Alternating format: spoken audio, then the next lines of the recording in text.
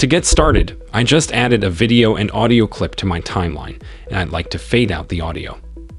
Let's begin by going over it to the effects panel and type crossfade into the search box. In here, you'll see 3 different effects that can all fade out your audio. Let's start with exponential fade. Since it sounds the smoothest, to add it to your audio, simply drag it onto the very end of your audio clip, and then drop it once the end of your clip changes color. Okay, I like how this sounds, but if you want to change the duration of the fade, just hover over the very beginning of the fade until your cursor changes to a bracket. Then drag the effect closer to shorten the fade, or drag it further away to make the fade last longer. I like how this sounds, but if you don't, you can try out a different fade, like constant gain or constant power. As the name suggests, these fade more constantly over time.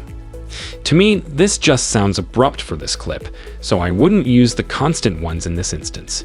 But yeah, that's all for me for this tutorial. Thanks for watching, and see you guys next time. If this video helpful to learn quickly, hit the like button, and also don't forget to subscribe to our channel and hit the bell icon. Then you won't miss any upcoming tutorials.